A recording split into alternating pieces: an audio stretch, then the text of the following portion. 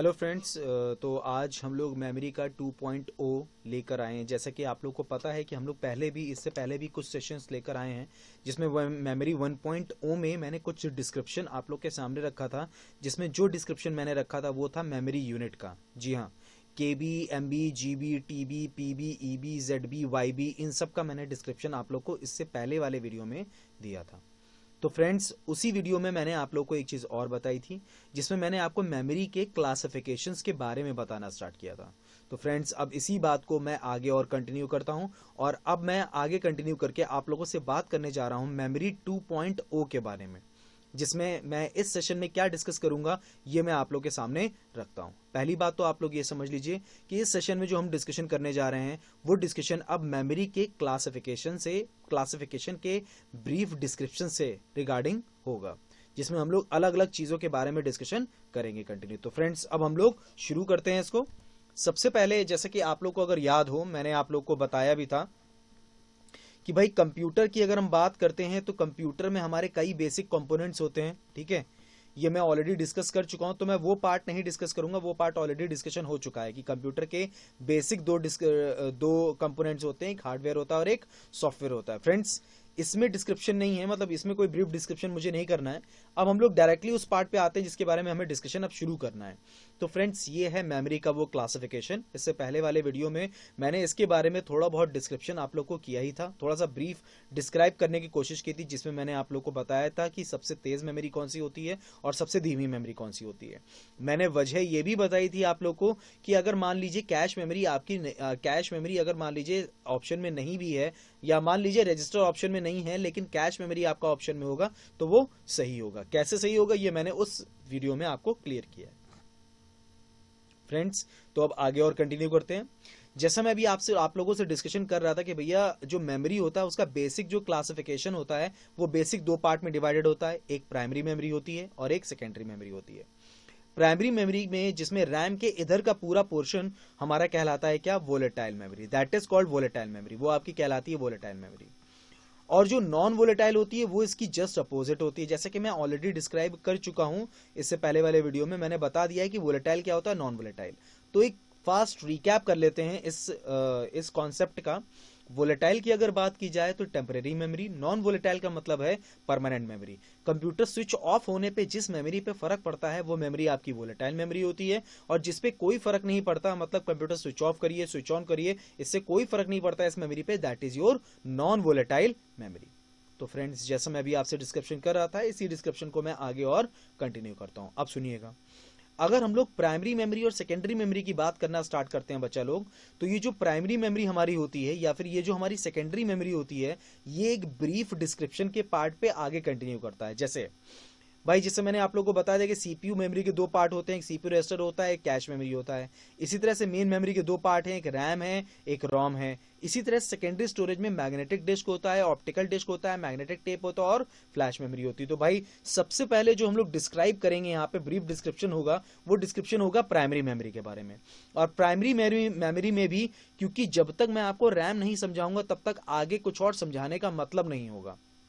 तो फ्रेंड्स, सबसे पहले हम लोग डिस्क्राइब करेंगे रैम के बारे में, और उसके बाद फिर हम लोग रोम के बारे में डिस्क्राइब करेंगे, फिर कैश मेमोरी के बारे में, और रजिस्टर के बारे में मैं आप लोग को तब बताऊंगा जब मैं सेकेंडरी स्टोरेज को भी एक्सप्लेन कर दूंगा। उसके बाद फिर मैं आप लोग को रजिस्टर के बारे में बताऊंगा। ठीक है फ्रेंड्स, तो अब हम लोग कंटिन्यू करते हैं। सुनिएगा, सबसे पहले जो आपके सामने आता है that is your RAM. That is your RAM. RAM जैसा आपके सामने बना हुआ है कि भैया रैम होती क्या है, रैम का फुल फॉर्म आपके सामने है, that is your random access memory. जी हाँ, बिल्कुल, that is your random access memory. अब रैंडम एक्सेस मेमोरी, इसका काम होता क्या है? देखो, ये समझने वाली चीज है। बेसिकली आप सभी लोग जानते हो रैम का बेसिक वर्क क्या होता है। भाई, अगर आप लोग कोई भी डिवाइस लेते हो, फिर वो चाहे आप मार्केट में जाके मोबाइल फोन लो, फिर वो चाहे आप कंप्यूटर डिवाइस लो, फिर वो चाहे आप डेस्कटॉप लो, कुछ भी अगर आप लेते हो, तो वहां पर सबसे पहला पॉइंट जो आपसे दुकानदार पूछता है, भैया रैम कितनी लेना चाहते हो? और आप वहां पर कोशिश यही करते हो कि जितनी मैक्सिमम रैम जितने कम प्राइस में मिल सके उतना बेहतर। इतना तो एक कॉमन इंसान भी जानता है आज के टाइम पे। और इसकी वजह क्या है? इसकी वजह यह है बच्चा लोग कि जब भी आप लोग कोई भी चीज ओपन करते हो कंप्यूटर सिस्टम में या लैपटॉप में या अपने मोबाइल फोन में, तो वो सबसे पहले रैम में ही स्टोर होता है। इसको समझाने के लिए मैं आपको एक एग्जाम्पल के थ्रू समझाता हूं, समझिएगा। आपने अपने कंप्यूटर सिस्टम में मान लिया एक MS वर्ड ओपन किया और उस MS वर्ड पे आपने टाइप किया हेलो। अब फ्रेंड्स, जब तक आप इस हेलो को सेव नहीं करोगे, मतलब यानी या तो आप लोग Ctrl+S प्रेस कर दो, या वहां पर हमारा फाइल में जाके हमारा फाइल में, या फिर और भी अलग ऑप्शंस होते हैं जिसमें जाके आप सेव ऑप्शन पे जिप क्लिक नहीं करोगे, तब तक वो सेव नहीं होगा, यानी तब तक वो परमानेंट स्टोर नहीं होगा। तब तक वो क्या नहीं होगा? परमानेंट स्टोर नहीं होगा। लेकिन फ्रेंड्स, जब तक आप इसको परमानेंट स्टोर नहीं करते हो, जो आपने हेलो लिखा है इसको, तब तक भी तो हमें एक ऐसी मेमोरी चाहिए जो इस डेटा को अपने पास टेम्पररी स्टोर करके रख सके। तो जी हां फ्रेंड्स, वो मेमोरी हमारी कौन सी होती है? That is called RAM. तो इन शॉर्ट में रैम का बेसिकली काम क्या होता है? जब भी आप कोई भी एप्लीकेशन, कोई भी डेटा, किसी भी तरह का कोई भी ऑब्जेक्ट जब भी आप ओपन करते हो कंप्यूटर सिस्टम में, तो वो सबसे पहले टेम्पररी स्टोरेज एरिया में स्टोर होता है जाके, और वो टेम्पररी स्टोरेज एरिया आपका क्या होता है फ्रेंड्स? वो आपका होता है रैम, जिसका फुल फॉर्म आपके सामने है, that is your random access memory. जिसकी अगर हम लोग बात करें तो ये जो रैम होता है आपका, ये आपकी एक तरह की वोलेटाइल मेमोरी होती है, that is your volatile memory. अब वोलेटाइल मेमोरी क्या होती है, ये मैं पहले ही एक्सप्लेन कर चुका हूं। इसका मतलब रैम हमारी एक ऐसी मेमोरी है कि अगर हमने कंप्यूटर सिस्टम स्विच ऑफ भी कर दिया तो भी हमारी इस मेमोरी में जो कुछ पड़ा हुआ है वो सब कुछ इरेज हो जाएगा, हट जाएगा, मिट जाएगा।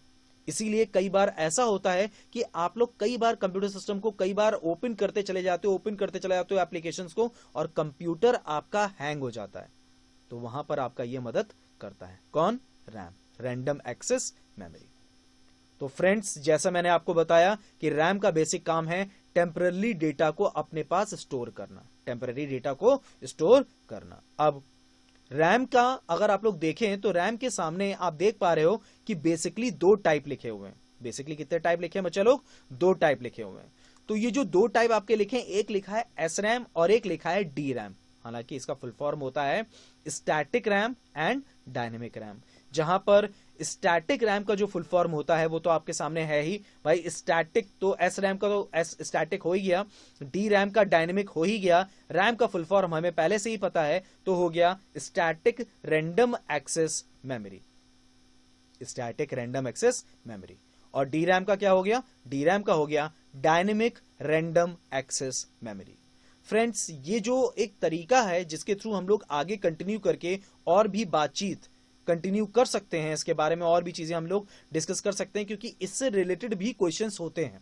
अब इससे रिलेटेड जो क्वेश्चंस होते हैं वो बहुत छोटे छोटे पॉइंट्स पे क्वेश्चंस किए जाते हैं। तो फ्रेंड्स, इसको हम लोग अभी आगे और डिस्कस करते हैं।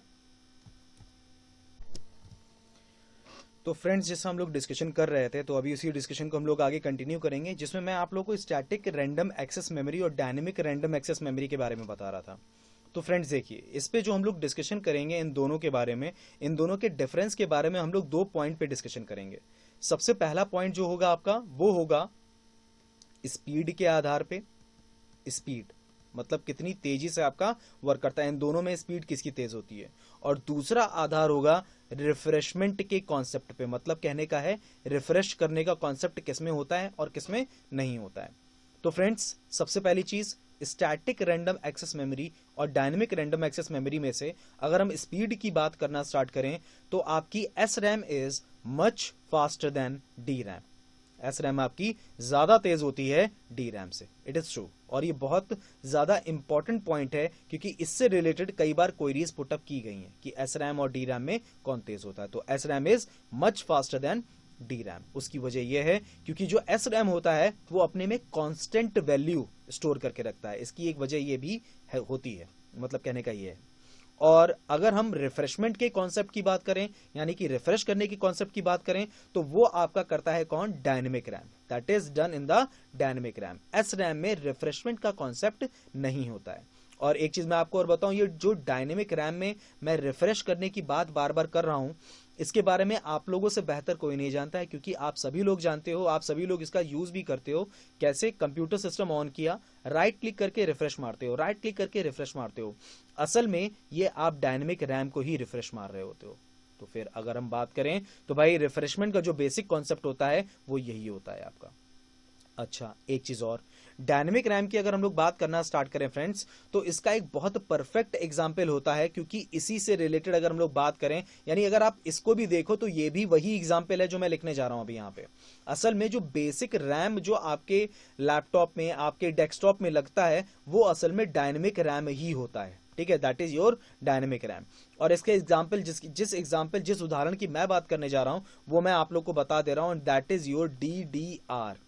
वो आपका कहलाता है DDR, double data rate, that is called double data rate, that is called double data rate. यह आपका कहलाता है डबल डेटा रेट। यानी एक होता है स्टैटिक रैंडम एक्सेस मेमोरी, एक होता है dynamic random access memory. Dynamic random access memory की अगर बात की जाए तो उसके अंदर जो टर्म आपका इस्तेमाल होता है, वो टर्म या वो एग्जाम्पल या वो उदाहरण आपका जो होता है, दैट इज योर DDR, जिसका फुल फॉर्म आपके सामने होता है डबल डेटा रेट। जी हाँ, बिल्कुल, डबल डेटा रेट।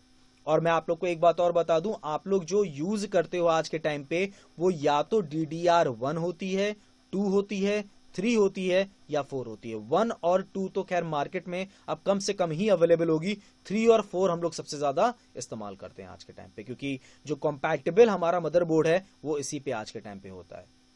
तो फ्रेंड्स, ये है आपका RAM, that is called random access memory, जिसके 2 टाइप मैंने आपके सामने एक्सप्लेन किए, और भी चीजें मैंने आप लोग को इसके बारे में बताई। So this is called RAM, जो कि एक वोलेटाइल मेमोरी होती है, यानी कि टेम्पररी स्टोरेज।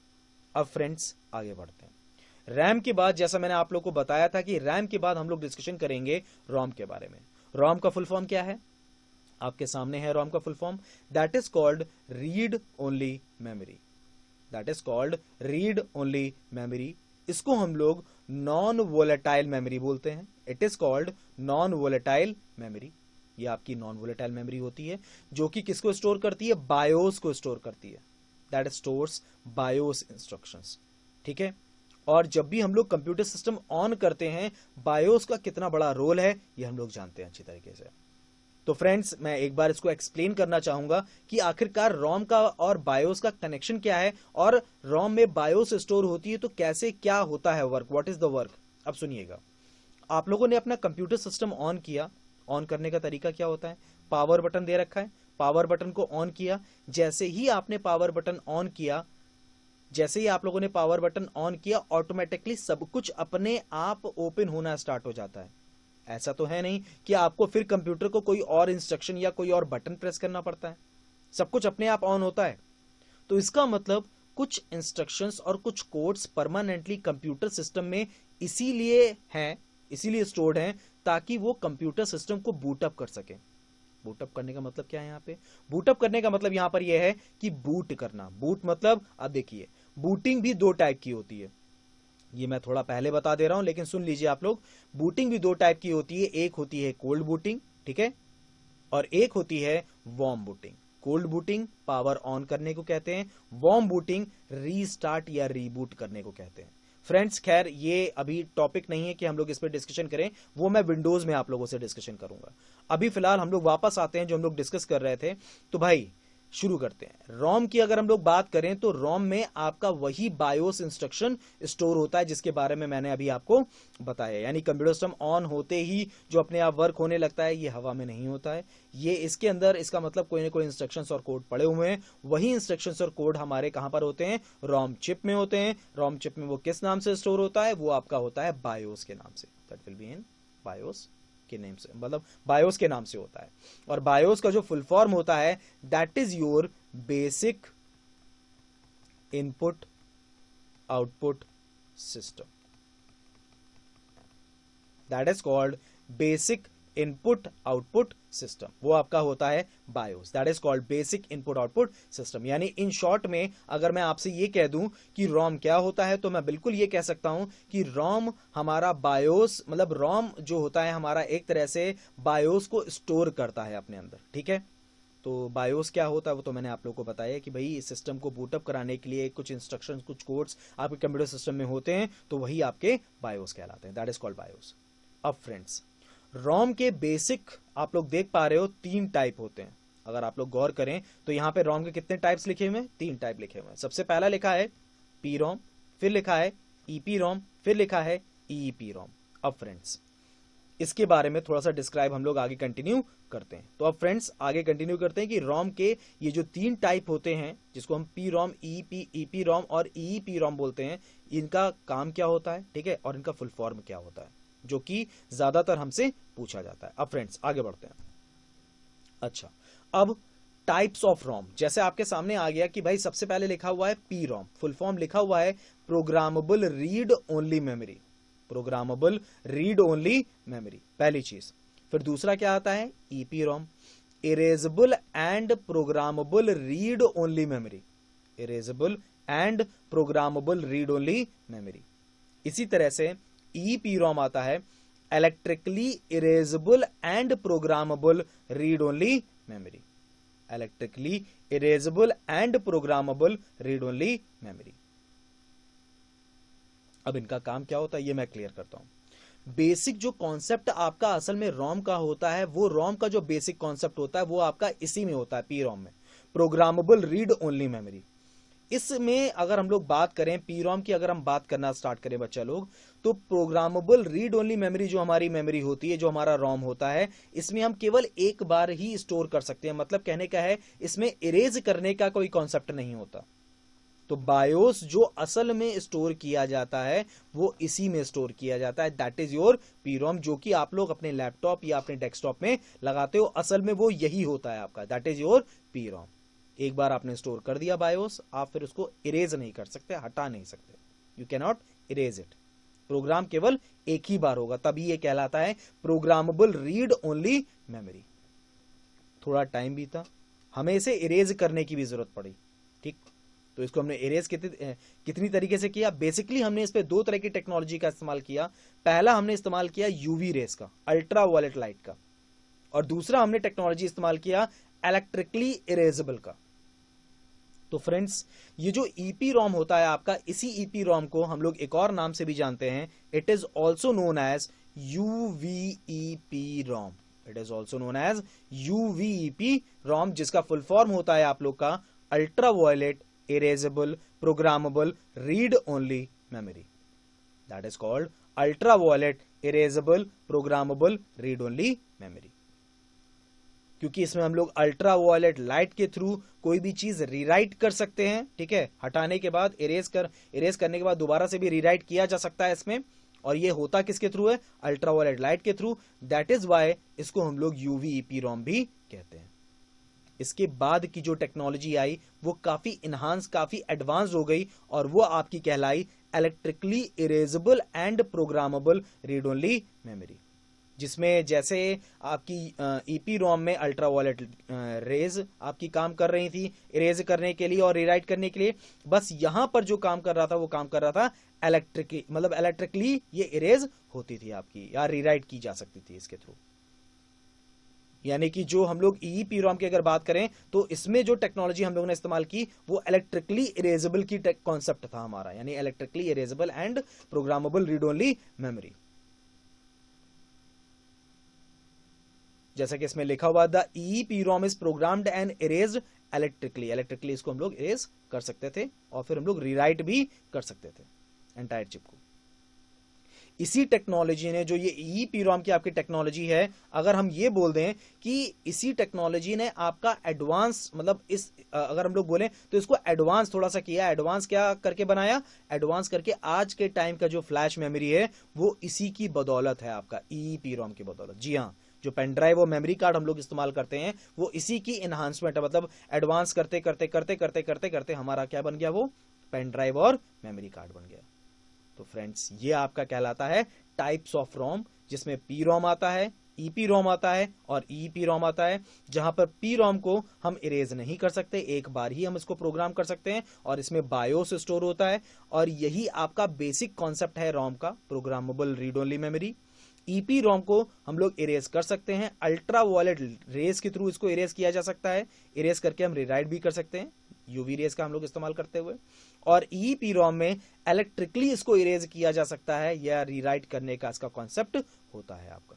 जिसमें हम लोग इलेक्ट्रिकली इसको इरेज कर सकते हैं। और इसी का एडवांस्ड वर्जन या कह सकते हैं और टेक्नोलॉजी अच्छी होते होते होते होते बेहतर होते होते फ्लैश मेमोरी बन गई आपकी आज के टाइम की, जो कि पेन ड्राइव और मेमोरी कार्ड है। तो फ्रेंड्स ये है आपका ROM, this is called read only memory. तो फ्रेंड्स जैसा हम लोग डिस्कशन कर रहे थे अभी तक, रीड ओनली मेमोरी के बारे में हम लोगों ने डिस्कशन किया था। रीड ओनली मेमोरी हम लोगों ने पूरी डिस्कस कर ली है, और इसमें मैंने आपको टाइप्स ऑफ रोम के बारे में भी बताया और रैम के बारे में बताया। अब हम लोग आगे बढ़ते हैं और अब हम लोग बात करेंगे कैश मेमोरी के बारे में। जैसा कि मैं इससे पहले वाले वीडियो में मैंने मेमोरी के क्लासिफिकेशन में आप लोग को ये क्लियर किया था कि सबसे तेज़ जो मेमोरी होती है वो मेमोरी आपकी होती है सीपीयू रजिस्टर। सीपीयू रजिस्टर के बाद जो आपकी सबसे तेज़ मेमोरी होती है वो आपकी होती है कैश मेमोरी। ठीक है, इसी तरह से मैंने एक हायरार्की आप लोग को थोड़ी सी बताई थी। ठीक, तो भाई अब हम लोग अगर बात करें कि कैश मेमोरी हमारी सबसे तेज़ होती है, तो हमें ये भी समझना पड़ेगा कि आखिरकार कैश मेमोरी इतनी तेज़ होती क्यों है। ठीक है, यानी कहने का मतलब है सीपीयू रजिस्टर के बाद जो हमारी सबसे तेज मेमोरी होती है दैट इज कैश मेमोरी। तो वो कैसे होती है ये मैं आपके सामने एक्सप्लेन करने जा रहा हूं। तो फ्रेंड्स अब बहुत ध्यान से मेरी बात सुनिएगा।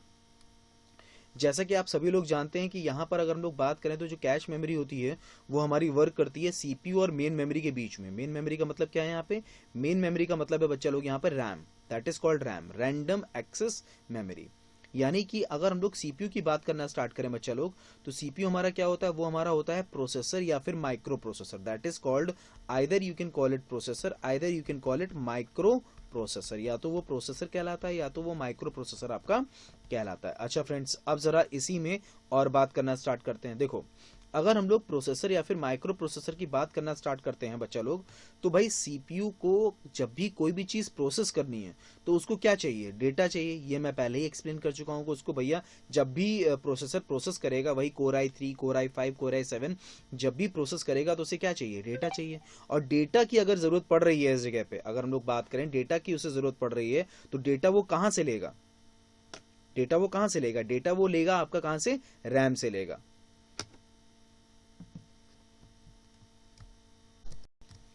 तो फ्रेंड्स जैसे कि मैं अभी डिस्कशन कर रहा था कि भाई डेटा वो लेगा रैम से। ठीक है, तो भाई अगर हम लोग देखें तो सीपीयू जो होता है जिसे हम लोग प्रोसेसर बोलते हैं या फिर माइक्रो प्रोसेसर बोलते हैं, वो हमारा डेटा कहाँ से उठाएगा? फर्स्ट टाइम वो डेटा उठाएगा रैम से। क्योंकि भाई जब भी हम लोग कोई भी डॉक्यूमेंट ओपन करें, कोई भी एप्लीकेशन ओपन करें, सबसे पहले वो किस में स्टोर होता है जाके, या किस में इंटरेक्टेबल होता है, या फिर इन शॉर्ट में अगर बोला जाए तो सबसे पहली मेमोरी किससे इंटरेक्ट, मतलब सबसे पहले मेमोरी कौन सी वर्कआउट करती है, तो वो आपकी होती है रैम। तो भाई सबसे पहले डेटा कहाँ स्टोर हुआ? रैम में। तो जब रैम में स्टोर हुआ तो सीपीयू भी अगर प्रोसेस करेगा डेटा तो उसे कहाँ से चाहिए? डेटा चाहिए। तो डेटा कहाँ से मिलेगा? रैम से मिलेगा।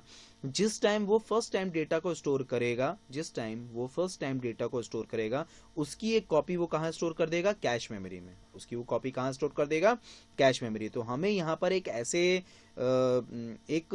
ऐसे मतलब इन शॉर्ट में अगर देखा जाए तो एक ऐसे मेमोरी की जरूरत पड़ती है जो कि ये स्पीड तेज कर सके। तो वो आपके सामने है memory, that is your cache memory. इसीलिए ये आपकी रैम और सीपीयू के बीच में वर्क करती है। दैट इज वाई ये आपकी मेन मेमोरी और सीपीयू के बीच में वर्क करती है। अब देखो एक सिंपल सा कॉन्सेप्ट है कि अगर मान लीजिए कोई भी ए डेटा इसने रैम से उठाया, मैं एक एग्जांपल ले रहा हूं, फॉर एन एग्जांपल इसने ए डेटा कोई भी रैम से उठाया और उसकी एक कॉपी इसने ए डेटा के नाम से ही स्टोर कर दी किसमें? कैश मेमोरी में।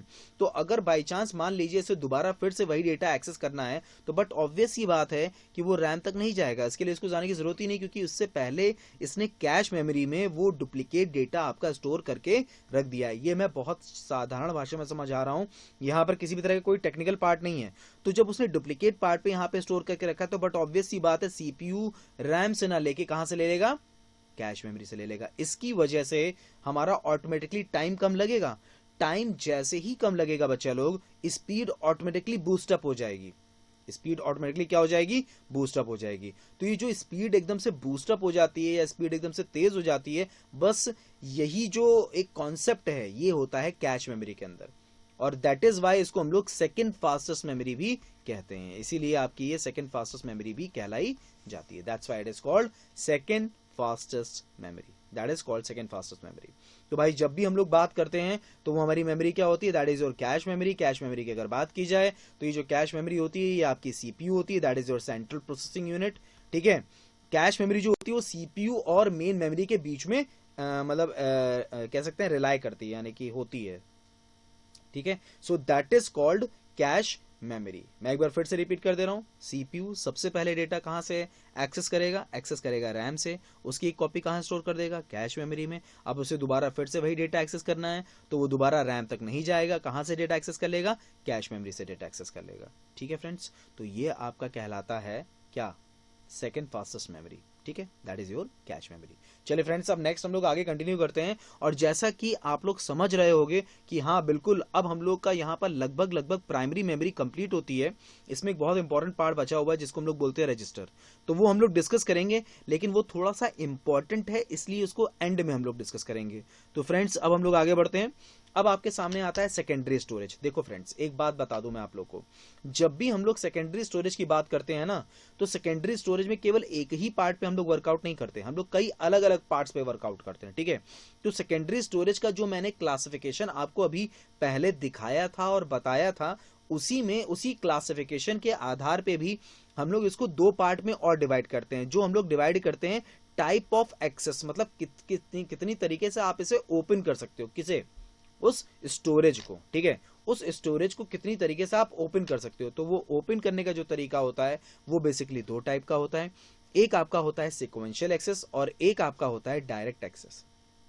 जो डायरेक्ट या रैंडम एक्सेस मेथड होता है, जो सिक्वेंशियल एक्सेस मेथड होता है आपका, इन दोनों की अगर हम लोग बात करें तो एक आपका जैसे कि नाम ही बता रहा है एक सीक्वेंस पे वर्क करता है और एक आपका डायरेक्टली वर्क करता है या रैंडमली आपका वर्क करता है। अब फ्रेंड्स, ये बहुत ही एक ऐसे क्वेश्चन है कि भाई ये डायरेक्ट और रैंडम, ये डायरेक्ट रैंडम या सिक्वेंशियल ये होती क्या चीज है, तो मैं इसको थोड़ा सा एक्सप्लेन कर दूं आप लोग के सामने। लेकिन उससे पहले जरा आप लोग पहले इस क्लासिफिकेशन पे जरा गौर करिएगा सेकेंडरी स्टोरेज के। आप लोग को जैसे मैं पहले ही बता चुका हूं कि भैया इसमें बेसिक 4 क्लासिफिकेशन पे हम लोग जानकारी लेते हैं, जिसमें सबसे पहले आपका आता है मैग्नेटिक डिस्क, फिर आपका आता है ऑप्टिकल डिस्क, फिर आपका आता है मैग्नेटिक टेप, फिर आपका आता है फ्लैश मेमोरी। मैग्नेटिक डिस्क में आपका आता है hard disk and floppy disk, optical disk में आपका आता है सीडी, डीवीडी, बीआरडी, और मैग्नेटिक टेप में आपका आता है टेप ड्राइव। इसके अलावा फ्लैश मेमोरी में हम लोग बात करते हैं memory card and pen drive की। तो फ्रेंड्स, अब यहां पर जो हम लोग डिस्कशन कर रहे थे, मैं जरा इसमें वापस आ जाऊं, जो हम लोग डिस्कशन अभी कर रहे थे कि टाइप ऑफ एक्सेस मेथड, ठीक है, टाइप ऑफ एक्सेस मेथड बोल दीजिए, एक्सेस मेथड ही बोलना ज्यादा सही रहेगा कि भाई मेथड है एक तरह का ये आपका। तो भाई सिक्वेंशियल, जैसा नाम बता रहा है, एक सीक्वेंस फॉलो करेगा। मैं एग्जांपल लेता हूं, जैसे मान लीजिए आपके पास डेटा है 1 2 3 4 5 6 7 8, ठीक। अब आपको क्या करना है, आपको पहले से 8वें नंबर के डेटा पे एक्सेस करना है, आपको पहले डेटा से 8वें नंबर के डेटा पे एक्सेस करना है। तो आप कैसे एक्सेस करोगे, पहले से दूसरा, दूसरे से तीसरा, तीसरे से चौथा, चौथा से पांचवा, छठा, सातवां, देन 8वां। यानी आपको फॉलो क्या करना है, सीक्वेंस फॉलो करना कंपलसरी है, ये तो आपको फॉलो करना ही करना है। अच्छा, अब जरा बात करते हैं 8वें से अगर हम डायरेक्टली जंप करें, मतलब अगर हम रिवाइंड की बात करें, तो रिवाइंड की अगर बात की जाए तो भाई 8वें से जब हम जंप करेंगे तो वो आपका किस पे आ जाएगा, चौथे पे आ जाएगा, ठीक है। अगर हम 8वें से जंप करेंगे तो चौथे पे आ जाएगा, ये जंपिंग मेथड है, ठीक है। सीक्वेंशियल मेथड क्या होगा, अगर 8वें से हमें चौथे पे आना तो कैसे आएंगे, पहले 8वें से 7वां, 7वें से छठा, छठे से पांचवा, पांचवें से चौथा। ये जो जंप करने वाला मेथड है, ये मेथड आपका कहलाता है डायरेक्ट एक्सेस मेथड। जैसे 8वें से चौथे पे जाना है, अब जैसे पहले से 8वें पे जाना था तो सिक्वेंशियल में क्या था, पहले से दूसरे, दूसरे से तीसरे। इसमें क्या होगा, इसमें डायरेक्ट आप 8वें पे जंप कर सकते हो, ठीक है। आप किस पे जंप कर सकते हो, डायरेक्ट 8वें पे जंप कर सकते हो, that you can do it, ठीक है। तो भाई ये आपका कहलाता है क्या, type of access method, that is called type of access method, जिसमें सिक्वेंशियल भी होता है और डायरेक्ट भी होता है। जी हाँ, बिल्कुल। तो भाई डायरेक्ट एक्सेस मेथड मैंने आपके सामने एक्सप्लेन किया कि डायरेक्ट हम जंप करके पहुंच सकते। जैसे कि एक और एग्जांपल लेते हैं, चौथे पे हम चौथे से पहले पे जाना चाहते हैं तो हम डायरेक्टली जंप कर देंगे। तो अब फ्रेंड्स, बात ये उठती है कि अगर हम लोग इस क्लासिफिकेशन में आ जाएं, इन एग्जांपल्स में आ जाएं, इन उदाहरणों में आ जाएं, तो हमें ये समझना पड़ेगा कि इसमें हमारा इसमें सीक्वेंशियल क्या है और सीक्वेंशियल के बाद हमारा क्या आता है, सीक्वेंशियल के बाद हमारा आता है डायरेक्ट एक्सेस मेथड। तो डायरेक्ट एक्सेस मेथड हमारा इसमें से कौन सा है। तो फ्रेंड्स, अब इसको समझने के लिए हम लोग क्या कर सकते हैं, इसको जरा हम लोग देखते हैं और समझेंगे इस पार्ट पे। देखो, जब भी हम लोग सीक्वेंशियल की बात करते हैं, जब भी हम लोग डायरेक्ट एक्सेस की मेथड की बात करते हैं, तो ये होता क्या है, ये मैं ऑलरेडी एक्सप्लेन कर चुका हूं। अब इसमें एग्जांपल्स की बात की जाए तो भाई ये जो आपके सामने है ना मैग्नेटिक टेप, ठीक है, ये क्या होता है? अच्छा, इसमें जितने भी एग्जाम्पल आप लोग देख रहे हो, फिर वो चाहे हार्ड डिस्क देख लो, फ्लॉपी डिस्क देख लो, सीडी देख लो, डीवीडी देख लो, बीआरडी देख लो, मेमोरी कार्ड, पेन ड्राइव, ये सारे के सारे कुछ ऐसे आपको स्टोरेजेस दिखाई दे रहे हैं जिनमें डायरेक्टली हम लोग एक्सेस करते हैं। डायरेक्ट एक्सेस मेथड पे हम लोग वर्कआउट करते हैं। डायरेक्ट एक्सेस मेथड का मतलब क्या है? जिसपे हम लोग किसी भी तरह से अलग अलग पार्ट पे वर्क नहीं करते। मतलब कहने का हमें कोई सीक्वेंस नहीं फॉलो करना है, हम डायरेक्टली ओपन कर देंगे। जैसे सीडी में हमें अगर 5वें नंबर का गाना चलाना है तो हमें कोई पहला, दूसरा, तीसरा, चौथा नहीं सिलेक्ट करना है, वो ऑटोमेटिकली हम 5वें नंबर पे प्रेस करेंगे, सीधे गाना चल जाएगा। हार्ड डिस्क में भी ऐसे ही वर्कआउट होता है, फ्लॉपी डिस्क में भी होता है, मेमोरी कार्ड में भी और पेन ड्राइव में भी। ये मैंने एग्जाम्पल की बात की, लेकिन ये जो मैग्नेटिक टेप है ना, इसका मैं पहले एग्जाम्पल आप लोग को दिखाऊं तो थोड़ा और बेहतर तरीके से आपको चीजें समझ में आएंगी। मैग्नेटिक टेप का ये एग्जांपल है। जी हाँ, बिल्कुल आप लोग देख रहे होंगे कि भाई ये आपका क्या है, ये एक तरह का रील वाला कैसेट है। जी हाँ, वो वाला रील वाला कैसेट जो हम लोग टेप रिकॉर्डर में इस्तेमाल किया करते थे, बिल्कुल। तो ये हमारा सीक्वेंशियल एक्सेस था। अब आप लोग को याद होगा कि अगर हमें आगे बढ़ना होता था तो हम लोग क्या करते थे, फास्ट फॉरवर्ड, और अगर हमें पीछे आना होता तो हम क्या करते थे, रिवाइंड। तो इन दो प्रोसेस के अलावा और कोई प्रोसेस नहीं था। इसमें जंप नहीं कर सकते थे आप। अगर आपको पहले से 10वें पे आना है तो भैया 10 तक आपको रील अपनी मतलब खींचनी पड़ेगी वहां तक, इसीलिए हम लोग फास्ट फॉरवर्ड इस्तेमाल करते थे। और अगर पीछे आना है, 10वें से पहले पे आना है, तो भाई बहुत ऑब्वियस सी बात है, आपको रिवाइंड करना पड़ेगा, तभी आप 10वें से पहले पे आ पाओगे। लेकिन ये सारी चीजें खत्म कर दी किसने? उसके बाद आए हुए हमारे अलग अलग डिवाइसेस ने ये सारी सारी चीजें खत्म कर दी, जिसमें सबसे महत्वपूर्ण डिवाइसेस में आपका हार्ड डिस्क था, सीडी डीवीडी थी, मेमोरी कार्ड थी और पेन ड्राइव थी। आज के टाइम पे तो हम लोग मेमोरी कार्ड पे सबसे ज्यादा वर्क करते हैं। तो भाई यहां पर हमारे जहन में अब जो क्वेश्चन आ रहा था, वो क्वेश्चन का आंसर मैं जरा आप लोग को बता दूं। काफी देर से हम लोग इस पे चर्चा कर रहे हैं। तो भाई यहां पर अगर हम बात करें तो भाई सिक्वेंशियल एक्सेस मेथड का एग्जाम्पल केवल एकमात्र एक ही आ रहा है, और वो आपका आ रहा है क्या, मैग्नेटिक टेप या टेप ड्राइव। बाकी जितने भी एग्जाम्पल हैं आपके, बाकी जितने भी एग्जाम्पल है बच्चा लोग आपके, वो सारे के सारे आपके क्या हैं, डायरेक्ट एक्सेस मेथड के एग्जाम्पल है। All are the examples of direct access method. ये भी डायरेक्ट एक्सेस मेथड का है, ये भी डायरेक्ट एक्सेस मेथड का है, और ये भी डायरेक्ट एक्सेस मेथड का है। तो फ्रेंड्स, बिल्कुल मैं जैसा आप लोगों से डिस्कशन कर रहा था, उसी डिस्कशन को मैं आगे और कंटिन्यू करूंगा, लेकिन पहले आपको ये समझना पड़ेगा कि सीक्वेंशियल क्या है और डायरेक्ट क्या है, तब फिर हम लोग आगे कंटिन्यू करेंगे। तो भाई मेरे हिसाब से मुझे ऐसा लगता है कि आप लोग को अब ये चीज क्लियर हो गई होगी। तो अब हम लोग आगे बढ़ते हैं।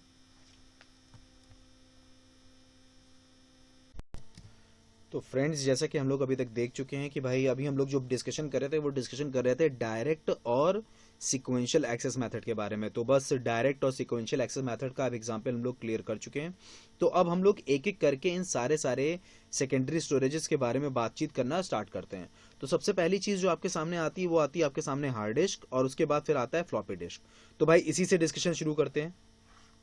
अब जरा समझिएगा, ये जो मैग्नेटिक डिस्क है, जो हमारा हार्ड डिस्क है, ये जो हमारा फ्लॉपी डिस्क होता है, ये वर्कआउट कैसे करता है। पहले हार्ड डिस्क के बारे में बात करते हैं। तो भाई देखिए, हार्ड डिस्क जैसे कि पहला पॉइंट लिखा हुआ है, it is a permanent non volatile storage device. ये तो बच्चा भी जानता है कि भैया ये परमानेंट डिवाइस होती है और नॉन वोलेटाइल स्टोरेज डिवाइस होती है। नॉन वोलेटाइल और वोलेटाइल क्या होता है, इससे पहले वाले मैंने सेक्शन में आप लोग को बता ही दिया, क्लियर ही कर दिया है। अब भाई इसमें एक नेक्स्ट पॉइंट जो आपका आ रहा है कि मैग्नेटिक मटेरियल, इसमें लिखा हुआ है device use for storing and retrieving digital information using rapidly rotating disk coated with magnetic material. In short में कहने का मतलब ये है कि ये आपका मैग्नेटिक मटेरियल से बना होता है, ठीक है।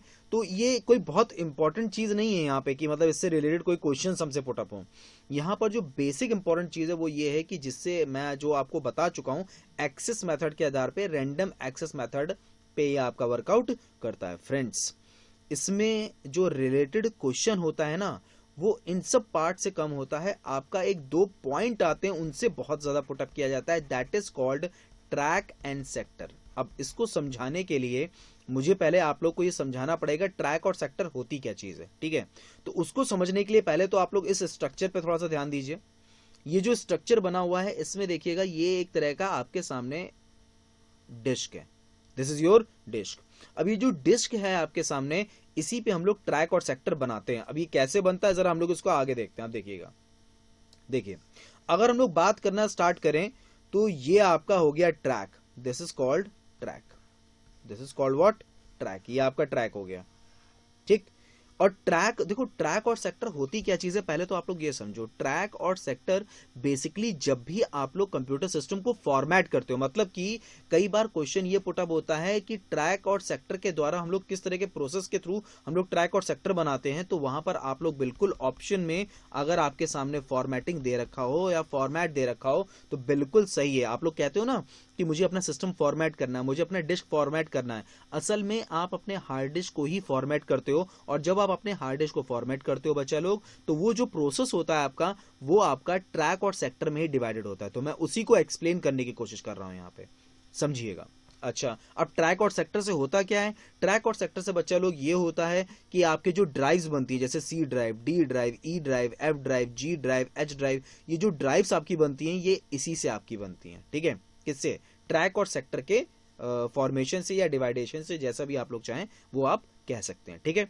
तो फ्रेंड्स अब होता क्या है, सेक्टर क्या होता है, सेक्टर इसके ऊपर ही बनता है आपका, कुछ इस तरह से आप अगर देख पाए तो भाई देखो एक तरह का ब्लॉक बन गया आपका, तो ये आपका सेक्टर कहलाता है, जिसको हम लोग मल्टीपल ब्लॉक्स भी बोलते हैं, ठीक है, दैट इज कॉल्ड सेक्टर। और जो कॉन्सेंट्रिक सर्कल्स पे आपका वर्कआउट करता है that is called what, that is called track. तो एक होता है ट्रैक, एक होता है सेक्टर। तो फ्रेंड्स जैसा मैं अभी आप लोगों से डिस्कशन कर रहा था, उसी डिस्कशन को मैं आगे और कंटिन्यू करता हूं। लेकिन फ्रेंड्स एक बात समझिएगा, जब भी हम लोग ट्रैक और सेक्टर्स की बात करना स्टार्ट करते हैं, वो डिस्क स्ट्रक्चर्स होते हैं, ठीक है, डिस्क स्ट्रक्चर तो हम लोग का खैर इसमें इस्तेमाल किया ही जाता है, इसके अलावा एक पॉइंट और बहुत ज्यादा इंपॉर्टेंट होता है इसमें, वो खैर मैं अभी डिस्कस करता हूं। फिलहाल इतना समझिएगा कि जो हमारा ट्रैक होता है दैट इज योर सर्कल, मतलब ये इस तरह से बनता है आपका ट्रैक, ठीक है, और इसके ऊपर ही आपका ब्लॉक्स के रूप में सेक्टर्स बनते हैं। मैं दोबारा इसलिए बता रहा हूं ताकि अगर कुछ कंफ्यूजन हो रही हो या कहीं कुछ मिस हुआ हो तो आप लोग समझ सको, ठीक। यानी कहने का मतलब ये है कि ये आपके ट्रैक्स हो गए और इसके ऊपर सेक्टर्स कुछ इस तरह से आपके बनते हैं, ठीक है, इसी के ऊपर बन जाते हैं, और जब ये दोनों एक साथ मिल जाते हैं, कंबाइन हो जाते हैं, ठीक है, तो ये आपका कहलाता है क्या, यही आपके ड्राइव्स बनते हैं, C drive, D drive, E drive, F drive, G drive और एच ड्राइव्स आपके बनते हैं। तो फ्रेंड्स ये है आपका क्या, हार्ड डिस्क, ठीक है। तो इससे रिलेटेड आप लोगों से जो क्वेश्चंस किए जाते हैं वो ज्यादातर यही क्वेश्चंस होते हैं कि प्रोसेस बता दीजिए, पूछ लिया जाता है कि किन किन पार्ट्स में हम लोग डिवाइड करते हैं, मतलब ऐसा कौन सा मेथड होता है या ऐसा कौन सा टर्म है जिसके थ्रू हम लोग डिवाइड करते हैं, सी ड्राइव, डी ड्राइव, मतलब ड्राइव्स में हम लोग डिवाइड करते हैं, उसके लिए क्या टर्म इस्तेमाल किया जाता है, तो कुछ इस तरह से टर्म्स हम लोग इस्तेमाल करते हैं फ्रेंड्स। तो ये है आप लोग का डिस्क का स्ट्रक्चर, जिसमें ट्रैक और सेक्टर हम लोग डिवाइड करते हैं, फॉर्मेटिंग प्रोसेस होता है, और ट्रैक और सेक्टर की अगर हम लोग बात करना स्टार्ट करें बच्चा लोग, तो ये जो ट्रैक और सेक्टर होता है ये आपका हार्ड डिस्क के लिए इस्तेमाल किया जाता है, that is use for hard disk. चलिए फ्रेंड्स अब नेक्स्ट हम लोग आगे और बढ़ते हैं, डिस्क स्ट्रक्चर की अगर हम लोग बात करना स्टार्ट करें तो भाई नेक्स्ट, ये तो डिस्क स्ट्रक्चर हो गया आप लोग का, हार्ड डिस्क हो गया आप लोग का, सेकेंडरी स्टोरेज जो हम लोग मैग्नेटिक डिस्क की बात करते हैं, ठीक है। चलिए फ्रेंड्स अब एक एक करके आगे बढ़ते हैं। ये तो हमारा हो गया क्या, हार्ड डिस्क। अब हम लोग आगे बढ़े तो अब हम लोग बात करेंगे फ्लॉपी डिस्क की। तो पहली बात तो आप लोग ये समझ लीजिए, इससे रिलेटेड जो क्वेरीज होती है ना वो बहुत छोटी छोटी होती हैं। अब आज के टाइम पे देखो, आप लोग भी जानते हो, हम लोग भी जानते हैं, फ्लॉपी डिस्क ना तो यूज किया जाता है और ना ही इसके बारे में कोई बात करता है, लेकिन कई बार एग्जामिनेशन में देखा गया है कि इससे रिलेटेड क्वेश्चंस आ जाते हैं, ठीक है। तो घबराने की बिल्कुल जरूरत नहीं है, बस ये जो लिखा है बस इसको एक बार देख के चले जाइएगा, इससे ज्यादा देखने की जरूरत नहीं है, क्योंकि इससे ज्यादा पूछा नहीं जाएगा इसमें, ठीक है। सबसे इंपॉर्टेंट चीज क्या है, वो इंपॉर्टेंट चीज जो है वो उसमें मैं अंडरलाइन कर दे रहा हूं। जैसे फ्लॉपी डिस्क को हम लोग डिस्केट के नाम से भी जानते हैं। इसके अलावा फ्लॉपी डिस्क की अगर बात की जाए तो ये रिमूवेबल मैग्नेटिक स्टोरेज मीडियम था आपका। रिमूवेबल का मतलब यहां पर अगर हम टर्म इस्तेमाल कर लें तो हम लोग ये भी कह सकते हैं पोर्टेबल। पोर्टेबल का मतलब ये होता है कि आप इस डिवाइस को, इस स्टोरेज डिवाइस को आप कहीं भी ले जा सकते हो। भाई आज के टाइम पे हम बात करें तो आप सोचोगे अरे यार ये क्या बचकानी बात कर रहे हैं सर, लेकिन उस टाइम पे ये चीज बहुत बड़ी हुआ करती थी, क्योंकि हमारे पास पोर्टेबिलिटी बहुत ज्यादा नहीं मौजूद थी कंप्यूटर सिस्टम के अंदर, ठीक है। आज के टाइम पे तो शायद मेरे हिसाब से 99% लोग पोर्टेबिलिटी पे ही वर्कआउट कर रहे हैं, सारी चीज पोर्टेबल हो गई है, ठीक है। तो वो सारी चीजें उस वक्त मौजूद नहीं थी, और उस टाइम पे हम लोग के लिए जो सबसे बढ़िया साधन होता था जिसके थ्रू हम लोग डॉक्यूमेंट इधर से उधर लेके जा सकें, मतलब पोर्टेबिलिटी रख सकें, पोर्टेबल कर सकें, तो वो हमारा होता था क्या, फ्लॉपी डिस्क। इसकी साइज और कैपेसिटीज दे रखी हैं, उसको आप आराम से देख लीजिएगा। साइज का मतलब यहां पर ये है, इसका मतलब साइज का मतलब ये है इसकी साइज, और इसमें कितना स्टोर है वो इसकी कैपेसिटी है। लेकिन ये कतई नहीं मतलब है यहाँ पे कि अगर 3.5 इंच के सामने आपका अगर ये लिखा हुआ है 1.44 MB तो ये 1.44 MB का ही है, ऐसा कुछ भी नहीं है, ऐसा नहीं है। ठीक है, यहाँ पे साइज अलग है और कैपेसिटीज आपकी अलग है। यहाँ पर यहाँ पर अगर ये लिखा है तो इसका मतलब ये नहीं कि उसके सामने लिखा है तो इसका मतलब वो उसी की कैपेसिटी है खाली, ऐसा कुछ नहीं है। ठीक है, तो फ्रेंड्स ये है आपका फ्लॉपी डिस्क, यानी इन शॉर्ट में अगर हम लोग बोले तो हम लोग कह सकते हैं ये है आपका मैग्नेटिक स्टोरेज या कह सकते हैं मैग्नेटिक डिस्क। हाँ तो फ्रेंड्स जैसा हम लोग ऑलरेडी डिस्कशन कर चुके थे उसी डिस्कशन को अब आगे कंटिन्यू करेंगे। तो जैसा मैंने आप लोग को पहले बताया था सेकेंडरी स्टोरेज में फ्लॉपी डिस्क के बारे में जो हम लोग डिस्कशन कर रहे थे, तो ये तो कंप्लीट हो चुका है हम लोग का।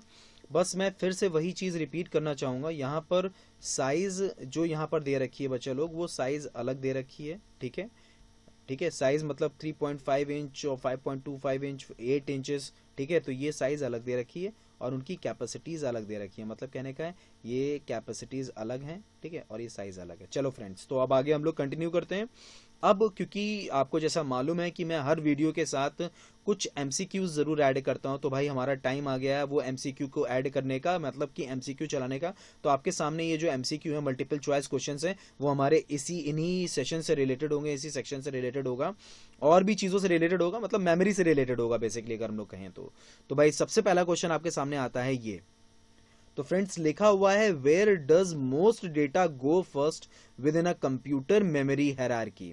सबसे पहले डेटा किस कंप्यूटर मेमोरी हायरार्की में जाता है? बच्चे लोग अगर आप लोग गौर करें तो ये चीज मैंने अभी आपको इसी सेशन में बताया है, सभी को इसी सेशन में बताया है। ठीक है, तो यहां पर जो आंसर होगा अगर आप लोग गौर करें तो आंसर क्या हो जाएगा? रैम, क्योंकि जो हमारा मेमोरी हायरार्की होती है, मेमोरी हायरार्की में जब भी कोई भी चीज सबसे पहले स्टोर होती है तो वो स्टोर होती है किसमें? रैम में होती है। जब आपका सिस्टम ऑन हो जाता है, उस पर वर्कआउट होना स्टार्ट हो जाता है, सबसे पहले डेटा जो स्टोर होता है वो रैम में होता है। जो भी चीज आप लोग ओपन करते हो सबसे पहले रैम में ही आपकी ओपन होती है। दैट्स वाई यहां पर आपका आंसर क्या हो जाएगा? RAM is the correct answer. ROM जो होता है that is your read only memory. BIOS होता है basic input output system. Cache memory क्या होती है मैंने पूरा एक्सप्लेन किया ही अभी आप लोग को। ठीक है फ्रेंड्स, अब हम लोग आगे और कंटिन्यू करते हैं, नेक्स्ट क्वेश्चन की तरफ बढ़ते हैं। नेक्स्ट क्वेश्चन आपसे पूछा गया है सीडी कैन स्टोर। भाई अगर आप लोग गौर करें तो ये इस बारे में खैर अभी हमारा डिस्कशन नहीं हुआ है, लेकिन ये बहुत आसान सा क्वेश्चन है। ठीक है, नॉर्मली लोग इस क्वेश्चन का आंसर जानते हैं। ठीक है, तो यहां पर जो आंसर होगा वो आपका आंसर होगा 700 MB। अब यहां पे तुक्का मारने वाली कोई बात ही नहीं है। ठीक है, लेकिन एक चीज समझने वाली बात है कि भाई 1 TB की हमारी नहीं हो सकती सीडी। ठीक है, टीबी की तो हो ही नहीं सकती सीडी, हम लोग नॉर्मली टीबी के नहीं इस्तेमाल करते हैं सीडी। जीबी की भी नहीं हो सकती, क्योंकि अगर जीबी की हो सकती तो हमें शायद डीवीडी की जरूरत ही नहीं पड़ती उस जगह पे। हाँ, हालांकि वर्क करने का आधार अलग अलग है, लेकिन तो भी 1.44 MB इतना छोटा हो ही नहीं सकता स्टोरेज अगर हम लोग बात करें। तो भाई हमारे सामने अगर हम देखें 100 MB पे हमें कंफ्यूजन हो सकता है अगर हमें जानकारी नहीं होगी तो, लेकिन ये भी करेक्ट आंसर आपका नहीं है। आंसर यहाँ पे करेक्ट क्या होगा आपका? 700 MB। यानी सीडी की जो स्टोरेज होती है आपकी वो आपकी होती है 700 MB। सीडी की जो फुल फॉर्म होता है बच्चा लोग वो आपका होता है compact disk, that is called compact disk. तो भाई सीडी कैन स्टोर 700 MB। अब फ्रेंड्स नेक्स्ट आगे कंटिन्यू करते हैं, आगे बात करना स्टार्ट करते हैं। अब जो नेक्स्ट क्वेश्चन आपके सामने आ रहा है वो लिखा हुआ है how many bits in 1 byte. हालांकि अगर देखा जाए तो इस सेशन में मैंने इसके बारे में कोई भी डिस्कशन आप लोगों से नहीं किया है, नो डाउट, आपकी बात बिल्कुल मैं मानता हूं, लेकिन इसके बारे में मैं ऑलरेडी आपको पिछले सेशन में बता चुका हूं। ठीक है, और बहुत ही आसान क्वेश्चन है ये। मुझे नहीं लगता यहां पर जितने भी लोग ये वीडियोस देख रहे होंगे किसी को इस क्वेश्चन का आंसर नहीं पता होगा। सभी को इस क्वेश्चन का आंसर पता होगा, और जिसका आंसर आपका क्या हो जाएगा?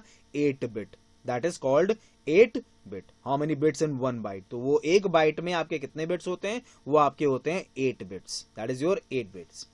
ठीक है फ्रेंड्स, वो आपके 8 बिट्स होते हैं।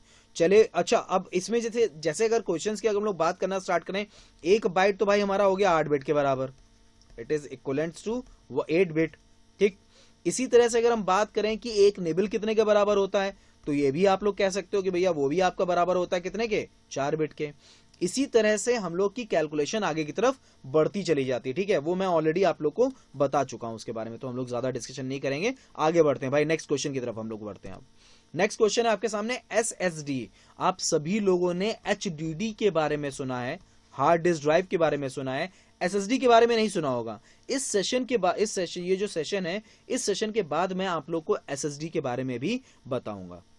बस अभी फिलहाल इसका फुल फॉर्म समझ लीजिए और ये समझ लीजिए कि ये एचडीडी से बेहतर टेक्नोलॉजी पे वर्क करने वाली एक तरह की आपकी परमानेंट स्टोरेज है, ठीक है, जो कि नॉर्मली एप्पल के मैकबुक्स में इस्तेमाल की जाती है। दैट इज कॉल्ड एसएसडी, जिसको हम लोग बोलते हैं सॉलिड स्टेट ड्राइव, यानी पूरा फुल फॉर्म आपके सामने क्या आ जाएगा, सॉलिड स्टेट ड्राइव। चलिए फ्रेंड्स, और अब आपके सामने इस सेशन का लगभग आपका लास्ट क्वेश्चन आ रहा है, and that is called this one. अच्छा, अब यहां पर अगर आप लोग देखें, आप लोग के जहन में एक चीज आ रही होगी, मेमोरी यूनिट से ही रिलेटेड सर ने क्वेश्चन डाले हैं। इसकी वजह यह है बच्चा लोग, क्योंकि मैं ऑलरेडी पढ़ा चुका हूं भाई। जो चीज मैंने अभी पढ़ाई है उसका अगर हम लोग क्वेश्चन की अगर बात करें तो वो क्वेश्चन आप लोग अभी एक बार रिवाइज करोगे, फिर उसको उन क्वेश्चंस पे हम लोग डिस्कशन करेंगे।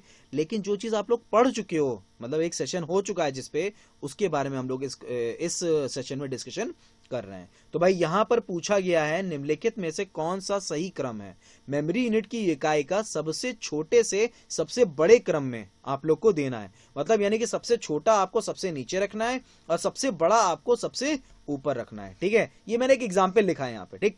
तो भाई अब यहाँ पर क्या क्या दे रखा है, किलोबाइट, गीगाबाइट। तो भाई यहाँ पर देखो, अब आप लोग देखिएगा, मैं एक सीक्वेंस लिख दे रहा हूं, बहुत ही आसान है वो sequence. KB, MB, GB, TB, PB, EB, ZB and YB. ये बहुत कॉमन सा होता है, ठीक है। अब इसमें देखना स्टार्ट करते हैं भाई। सबसे पहले देखें, किलोबाइट, गीगाबाइट पॉसिबल ही नहीं है, ये हो ही नहीं सकता। मेगाबाइट होने कोई सेंस ही नहीं है, क्योंकि केबी से शुरुआती होगी हम लोग की। लेकिन फ्रेंड्स एक बात समझिएगा, इसका मतलब ये नहीं कि एंड अप है। सबसे छोटी होती है बिट, निबल एंड बाइट। इसका मतलब ये कतई नहीं है, क्योंकि ऑप्शंस के आधार पे मैं ये आंसर बता रहा हूं आप लोग को, ठीक है। अब यहां पर दे रखा है केबी, अच्छा सही लग रहा है। एमबी सही लग रहा है भाई। एमबी के बाद टेराबाइट आ गया, ये भी पॉसिबल नहीं है। अच्छा, अब क्या है, एमबी पहले दे रखा है, फिर किलोबाइट, ये भी पॉसिबल नहीं है भाई, सबसे छोटा एमबी होता ही नहीं है। अच्छा, अब सब खत्म हो गया भैया, तो मुझे नहीं लगता कि अब इसके अलावा कोई और आंसर हो सकता है। तो बिल्कुल सही जवाब यहां पर जो होगा आपका, वो आपका होगा केबी, ठीक है। उसके ऊपर क्या आएगा, एमबी, एमबी के ऊपर क्या आएगा, जीबी, जीबी के ऊपर आएगा क्या, टीबी। वही फुल फॉर्म लिखे हुए हैं आप लोग के। किलोबाइट के ऊपर मेगाबाइट, मेगाबाइट के ऊपर गीगाबाइट, गीगाबाइट के ऊपर टेराबाइट दे रखा है फ्रेंड्स। तो ये आप लोग का होता है क्वेश्चन नंबर 5, जो कि कंप्लीट होता है। और अब हम लोग आज का ये सेशन समाप्त करते हैं, क्योंकि ये सेशन में मैंने आप लोगों को, जो कि हमारा मेमोरी 2.0 है, इसमें आप लोगों को आधे से ज्यादा सेकेंडरी स्टोरेज के बारे में बता दिया है, सीपीयू रजिस्टर के बारे में, और कुछ चीजें जैसे ऑप्टिकल डिस्क और फ्लैश मेमोरी के बारे में बताना रह गया है। तो वो अब हम लोग मेमोरी 3.0 में डिस्कशन करेंगे और कुछ इंपॉर्टेंट क्वेश्चंस के बारे में भी डिस्कस करेंगे। तो फ्रेंड्स, थैंक यू ये देखने के लिए, ये वीडियो देखने के लिए, और उम्मीद करता हूं जो भी कुछ समझाया है वो आप लोगों को समझ में आया होगा। तो फ्रेंड्स, मिलते हैं नेक्स्ट मेमोरी 3.0 के वीडियो में। Thank you friends.